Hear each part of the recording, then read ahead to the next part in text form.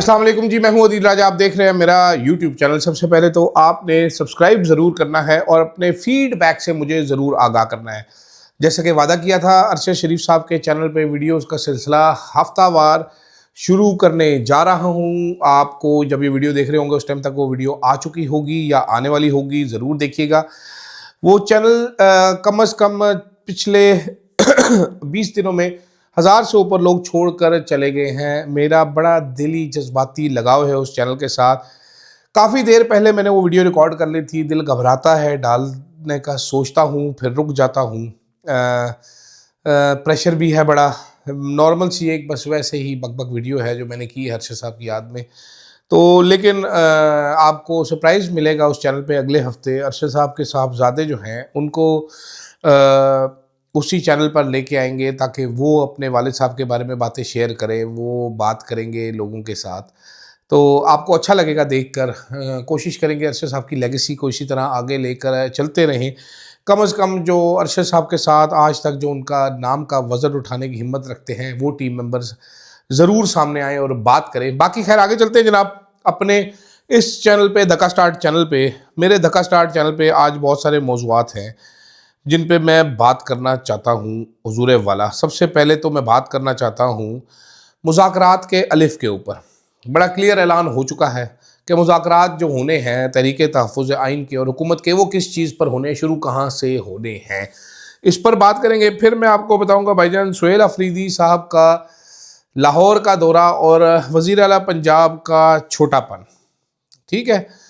फिर ज़मान पार्क की रौनकें बहाल करवाने का प्लान क्या है और एमल वली खान जो कि ANP के सरबराह हैं वो गुस्से नाक हो चुके हैं जनाब।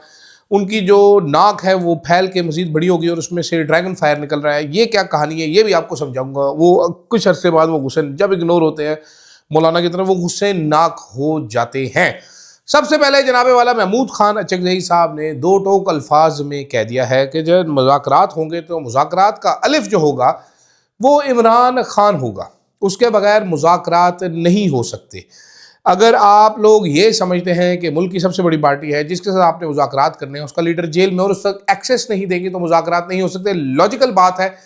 बहुत कोई स्टूपिड आदमी होगा जो ये कहेगा कि इमरान खान को माइनस करके मुज़ाकरात कर लीजिए। जो कोई ये करना चाहता है वो स्टूपिड है और जो कोई ये इसमें पार्ट लेगा वो भी स्टूपिड है मेरी नज़र में। तो काफ़ी सारे लोग स्टूपिड हैं इस हिसाब से, जो मैंने हिसाब किताब बनाया है उस हिसाब किताब से जनाबे वाला। तो ये होगा मुज़ाकरात की शुरुआत। काफ़ी सारे लोगों की नज़र में महमूद खान अचकज़ई साहब ने दूसरी बात भी कह दी है। अंसार अब्बासी साहब ने जो खबर लगाई थी कि जनाब हुकूमत ने साफ बता दिया है कि हम जो 8 फरवरी के इलेक्शन पे मुज़ाकरात नहीं करोगे। उन्होंने कहा इस पर नहीं करोगे तो किस पे करोगे, खोते के सिर पे मुज़ाकरात करोगे। तो ये मुज़ाकरात की जो बेल है, ये धक्का स्टार्ट गाड़ी जो है ये आगे जाके हज कोले खा के खुद ही बंद हो जानी है। बड़ी क्लियर सी बात है, इमरान खान के बगैर मुज़ाकरात मुमकिन नहीं है। ये किसी बेवकूफ़ को भी समझ आ रही है। इनको लगता है कि तहरीक इंसाफ मुज़ाकरात करेगी, फैसला कर लेगी। तहरीक इंसाफ के अपने लोगों का पिता पानी हो जाएगा भाई अपने कारकुनान के हाथों। कैसी बातें कर रहे हैं आप लोग, बड़ी बेवकूफ़ किस्म की बात है। दूसरा आप आते हैं सुहेल अफरीदी अपना दौरा लाहौर मुकम्मल करके रवाना हो चुके हैं। वापस सरगोदा में स्टे करेंगे, फिर पेशावर जाएंगे। सुहेल अफरीदी का दौरा हर लिहाज से कामयाब रहा। सुहेल अफरीदी साहब ने ये बताया कि अवामी लीडर कैसा होता है, एक बंदा जो अवाम के वोट से आया होता है कितना कंफर्टेबल होता है वो अपनी स्किन में, किस तरीके से। पंजाब जिसकी मेहमान नवाजी मशहूर थी, पंजाब जिसके बारे में कहते हैं कि जनाब वो मेहमानदारी में दुनिया में पहले नंबर पे है, वहाँ पर ऐसी ऐसी घटिया हरकतें की गई। सुहेल अफरीदी से सवाल हुआ, उन्होंने कहा जी लाहौर की बत्तियाँ बड़ी अच्छी हैं, अनफॉर्चुनेटली हुक्मरानों की बत्ती गुल है। उन्होंने कहा जी सड़कें बड़ी अच्छी है लेकिन मैं तो जिस सड़क पे जाता था वो सड़क बंद थी। बड़ा डेवलप है लाहौर, तो लाहौर ही है जी, लेकिन ये वो लाहौर नहीं है जो मैं देखना चाहता था क्योंकि हर जगह से बंद था। मरीम नवाज शरीफ ने बड़े छोटेपन का सबूत दिया। जगह जगह पे सुहेल अफरीदी को रोका गया, मार्केटें ज़बरदस्ती बंद करवाई गई। मेरे पास जो खबरें हैं वो काफ़ी तशवीशनाक है क्योंकि ठीक ठाक मसाइल बने हैं इन लोगों के लिए। और अज़मा बुखारी, हेलो अज़मा जो हैं अब वो भागी फिर रही हैं कि मरीम नवाज़ को भी सहाफ़ियों से मुलाकात करानी। लाहौर के सहाफ़ी इतने खुश हुए, पहली बार उन्होंने करीब से वज़ीर आला देखा। एक दूसरे को दंदियाँ भी काटी, मैंने सुना उन्होंने 3-4 ज़ख्मी हो गए इसी धक्कम फेल में। भौखला गए कि भाई वज़ीर आला नज़दीक से देखा, ये कैसा वज़ीर आला है, पुलिस वाले हमें चपेड़े नहीं मार रहे, कोई हमें लाते ठुडे मुक्के नहीं मार रहा। वज़ीर आला बैठा हुआ है हमारे पास, उसकी मीटिंग का टाइम है, वो कह रहा है भाई जितने इन्होंने सवाल करने हैं सारे कर लो सवाल, सारे जो सूट शूट पहन के आए, जितने सवाल तुम्हारे दिन में सारे फायर कर लो, मैं सारों के जवाब देने के लिए, मैं सारे सवाल सुनूंगा, आपके एक एक सवाल का मैं जवाब दूंगा, कोई मसला नहीं, मैं इधर ही हूँ, मैं बैठा हूँ यहाँ पर। उन्होंने सारे सवालात के जवाब दिए। वरना वो जो टेढ़ी उंगली वाली खातून है, वो ऐसे उंगली करके यूं कहती होती है, तो बड़े बड़े इनका पिता पानी होता है। वो जो प्रेस क्लब वाले बेशरम है, वो रईस अंसारी एंड कंपनी, वो भी आपने देख लिया होगा किस कदर टाउटी की। उसके बाद जो सबसे दिलचस्प वाकया है वो है ब्यूरो चीफ्स का। ब्यूरो चीफ गायब हो गए मुलाकात के लिए, कुछ जो दरवाजे पे आए थे वो भी वापस भाग गए। कहानी मुझे सारी पता है, सुबह के वीलॉग में बता दी थी, आप भी जरा चेक कीजिए ये ब्यूरो चीफ वाली मुलाकात क्यों नहीं हो सकी, क्या हो गया है हमारे आज़ाद गुस्सेनाक सहाफ़ियों को। लेकिन इस दौरे से और कुछ पता चला है, नहीं पता चला, ये ज़रूर पता चला है जनाब वाला के पंजाब इमरान खान के पास ही है। ये पिछले 3 साल से मरीम नवाज़ जो लेटरिनो हर जगह पे अपनी तस्वीरें लगा रही थी, उसका कोई फ़र्क नहीं पड़ा है। अवाम को मौका मिला। आप वीडियोस देखिए, तस्वीर देखिए, आपको अंदाज़ा खुद ही हो जाएगा। आजकल की दुनिया में आपको अज़मा बुखारी के बयान की कोई ज़रूरत नहीं है, आपको सुहेल अफरीदी के बयान की कोई ज़रूरत नहीं, किसी बयान पे सुनने की कोई ज़रूरत नहीं है। आपको सिर्फ़ और सिर्फ देखनी है वो वीडियोस अपनी आंखों से, जो कि आपको बहुतात में अवेलेबल है, जो कि ढेर सारी आपको अवेलेबल है। आप ज़रा ये देखिए कैसे बच्चों की तरह खुश थे ये सारे लोग ज़मान पार्क जाके। मालूम पड़ता है शफीउल जान साहब वो ज़मान पार्क के दरवाजे के साथ तस्वीर खिंचा रहे थे कि जनाब मैं इधर आया हूँ, और आंखें उनकी नम थी। सुहेल अफरीदी जज्बाती, मीना खान अफरीदी जज्बाती, शाहिद खटक जज्बाती,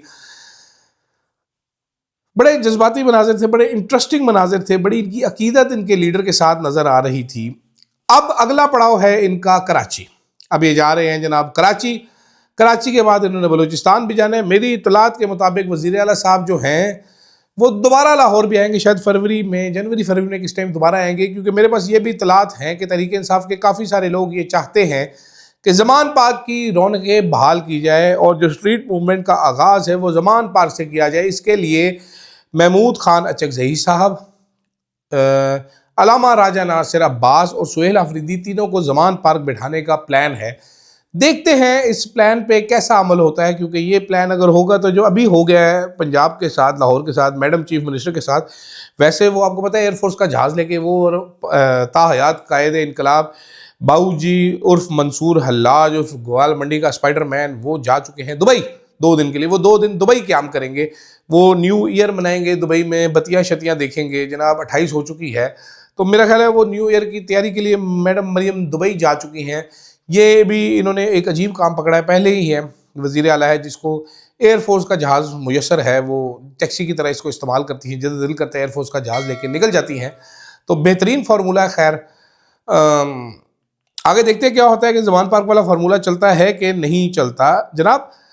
लेकिन एक और चीज़ बताना चाहता हूँ आपको, हाफिज़ अब्दुल्ला ने कहा है कि इस वक्त मुल्क में कोई हकीकी नुमाइंदे जो हुकूमत है इसके पास किसी किस्म के अहम फैसलों का इख्तियार नहीं। सब मेट्रो बस रावलपिंडी की सवारी, मेट्रो बस पिंडी से आगे नहीं निकल सकती, पिंडी सदर से वापस यू टर्न लेके इस्लामाबाद आ जाती है। क्या कहना चाह रहे हैं आपको समझ आ गई। लेकिन एमल वली खान साहब जो कि ANP के सरबराह हैं, ANP जो कि KP की पार्टी है, लेकिन हैरत अंगेज तौर पर एमल वली साहब सेनेटर बने हैं बलूचिस्तान से, वो गुस्से नाक हो गया अचानक ही। आज पेशावर में तकरीर करते हुए उन्होंने कहा है पाकिस्तान की फ़ौज दुनिया की वाहिद फ़ौज है जो जिसके लिए भर्ती हुए वो काम नहीं करती, बाकी हर काम करने के लिए तैयार होते हैं। फ़ौज को कारोबार सीमेंट और सड़कें बनाने का हक हासिल नहीं है। यानी कि उनके मुताबिक हमारी फ़ौज कारोबार कर रही है, बिजनेस कर रही है, सीमेंट बनाती है और सड़कें भी बनाती है। और उन्होंने साथ साथ निजकारी प्राइवेटाइजेशन के ऊपर वार किया है। उन्होंने कहा निजकारी के नाम पर फौजकारी हो रही है और हमें ये बिल्कुल काबिल कबूल नहीं है। ये मेरा ख्याल है PIA की शायद बात कर रहे हैं कि PIA की प्राइवेटाइजेशन हुई और बीच में से फौजी फर्टिलाइज़र निकला, खाद बनाने वाली कंपनी जो है वो बनाएगी जनाब, अब जहाज़ भी उड़ाएगी, ये उनके बकौली कहने का था। एमल वली खान को ऐसे आउटबर्स्ट होते रहते हैं जब वो इग्नोर फील करते हैं किसी टाइम पे, तो वो अचानक ही गुस्से नाक से हो जाते हैं। इतना गुस्सा उनको आता है कि उनकी नाक से आग भी निकल आती है और धुआं भी पीछे से छोड़ देते हैं वो थोड़ा सा। लेकिन फ़िक्र की कोई बात नहीं है, 1-2 फ़ोन कॉलों के बाद वो माफ़ी मांग लेते हैं, माजरत वली बन जाते हैं एमल वली से, उनका सारा धुआं वापस अंदर खींच लेते हैं, आग भी वापस अंदर खींच लेते हैं और बिज़नेस एज़ यूजुअल पे आ जाते हैं। ये एमल वली साहब कोई ऐसे लीडर नहीं है जो अपनी कही हुई बात पर खड़े हो जाएं, जो अगर गुस्से नाक हो तो वाकई में गुस्से नाक हो। ये कोई इमरान खान नहीं है, ये सिर्फ बातें ज़्यादा बड़ी बड़ी कर सकते हैं। लेगेसी सियासतदान हैं, बाप के बाद दादा, बाप और अब ख़ुद ये सरबराह बनते हैं। मौरूसी जमात है ANP भी, चाहे वो कुछ भी कहें कि हमने कुर्बानी दी, ये दिया, वो दिया, लेकिन अपने इक़्तिदार के लिए दिया। एएनपी एक दफ़ा हुकूमत में भी आई थी, केपीके में इनके वज़ीर आला थे, तो उस टाइम वज़ीर आला साहब जो हैं वो ईज़ी लोड के नाम से मशहूर हो गए थे। ये इनकी कुल कारकर्दगी है, लेकिन बातें बड़ी गुस्सा बड़ा ज़बरदस्त करते हैं, इतना गुस्सा आता है इनको, इतना गुस्सा आता है कि मैं कहता हूँ ड्रैगन नहीं शुक्र है बन जाते, उड़ नहीं जाते किधर से, और फिर बाद में अब जैसे कि मैंने आपको बताया गुस्सा इनका ठंडा भी हो जाता है। तो इनकी बातों को सीरियस नहीं लेना, मेरा ख्याल है फ़ौज को भी इनकी बातों को सीरियस नहीं लेना चाहिए और फोकस करना चाहिए, क्योंकि कारोबार में फोकस से ही चलता है, वैसे इमल वली की तरह इधर-उधर की फड़े मारने से काम नहीं चलता। तो अब इंतज़ार करते हैं जनाब। मैडम तो जा चुकी हैं न्यू ईयर मनाने के लिए दुबई, अज़मा बुखारी को पीछे छोड़ गई हैं। अज़मा बुखारी साहिबा कल निकलेंगी, छालिया पान खाते-खाते, मुँह बनाते-बनाते 2-4 बोंगियाँ करेंगी, एक आधा कोई वीलॉग करेंगी।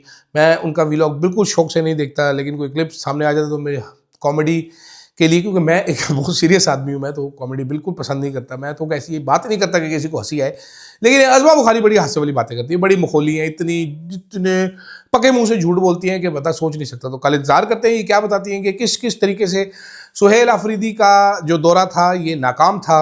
और इस दौरे के लिए वैसे हर बंदा बात कर रहा है, लेकिन मेरा ख्याल है मुझे भी बात करनी ज़रूर चाहिए कि एक खातून हैं जिनको कि जेल की सज़ा सुनाई गई, जो कि मफरूर हैं, उनका नाम है आलिया हमज़ा।